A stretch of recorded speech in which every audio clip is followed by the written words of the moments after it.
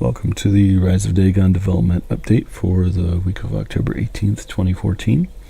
So I skipped my development update last week because I ran into a lot of problems trying to get my editor for levels to save and load levels. And I wanted to talk about the reason for that and explain what happened. So as I do that, I'm going to go ahead and just demo the creation of a level here. It's showing off what I've done so far. So as I had been previously writing my level, I've demoed being able to create a level like this before.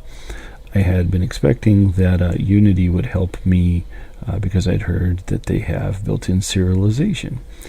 And what serialization means is it helps you save your work, save your level.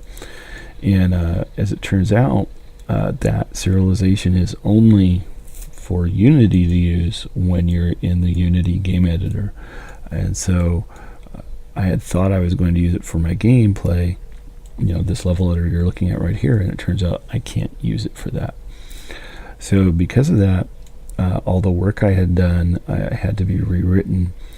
And in fact, it took 4 or 5 tries for me to rewrite all that in a way that ended up being usable properly. And the reason for that was because much of my level format and the way that I attach, like all the little walls and pillars that you're seeing here, they all inherit from what's called monodevelop, which is Unity's way of displaying all these objects in the Unity editor. So I had to decouple all that logic and change everything. And several times I missed things and I made mistakes, and it was a learning experience. So in the end, I had to rely on generic C# serialization to make these changes. And as I started getting the hang of it, I was able to go ahead and get loading and saving of the game in.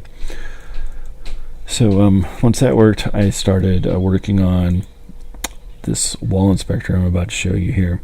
So I'm going to go into this edit tool here, and you'll notice if I click on our square and go and inspect it, and this looks like junk right now because I'm just starting on this and the text is overlapping here, but I'm going to go ahead and mark that it has a light, and you'll notice when I close the inspector, that's cool, there's a light in my dungeon right there. So, and not only is it in the dungeon, it's specifically on the north wall that I clicked on. So I'm going to come over here and inspect this wall, and I'm going to put a torch on here, and again, there you go, there's a torch right there. So this wall inspector, I need these little things to work a little bit better in the future, but essentially I should be able to come in here, and you'll notice, see these check marks? They align with the fact that there's a pillar, a wall, a pillar. So there's a pillar, a wall, a pillar. And then there's a wall. And then actually down here is where the upper pillar is. So if I wanted to put a torch, say on this west wall here, click on the west wall and add the light. So I'm going to go ahead and just put a couple of these around real quick, and then I'm going to demo saving this and walking around in the level a little bit, just making kind of a medium-sized level here. These sliders actually go out quite a bit farther, and there's quite a bit of work left to do in both the wall inspector area, but adding lots of features about what can be in a dungeon. But now that I have the basic framework here, I will be able to iterate on it, which is to say add one feature at a time and keep adding more and more and more and test it as I go along. So this was a really big important milestone for me. So I'm going to save that. I'm going to quit out here, back to the main menu.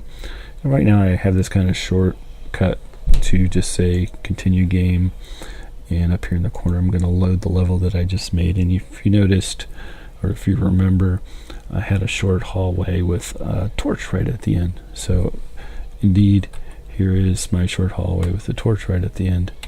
And I apologize for the skeletons walking through the scene. That was some other testing I was doing. And again, if you recall, or if you want to rewind the video, I had made a right turn, and at the end of that again was another torch.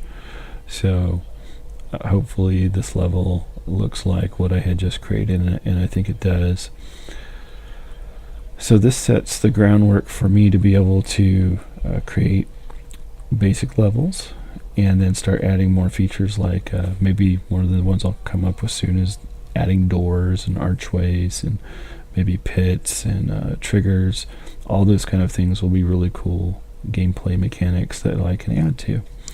So hopefully I'll get back on schedule with weekly updates now that I got past needing to hack through the roadblocks that I had due to the Unity editor. And I hope you enjoyed. Leave any comments down below, and we'll see you next week.